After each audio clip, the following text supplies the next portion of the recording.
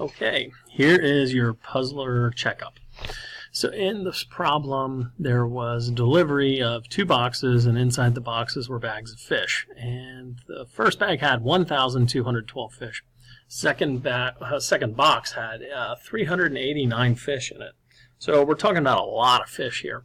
The question that you need to finally get down to is this: how many tanks will we need if each tank will safely hold 8 fish per tank?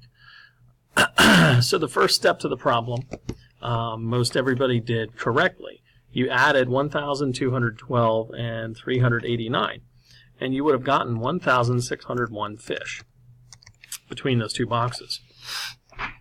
So we obviously have a lot of fish to deal with. Knowing that we can have 8 fish in each tank, most people did this the correct way. They took 1,601 fish and they divided it by 8, knowing that you can take groups of 8 from the total number of fish and put them here in each tank. So we're going to need a bunch of tanks. I'm only showing 1 tank here just to demonstrate what we're dealing with. But in reality, you would need a lot of tanks. So everybody who did the division correctly would have gotten 200 remainder 1.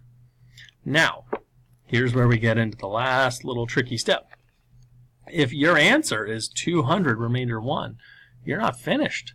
No, because the question said, how many tanks will we need?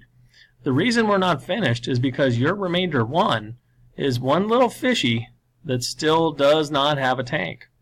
Because you're not allowed to put 9 fish in a tank, this one couldn't go in the last tank, the 200th tank. It would have been too full.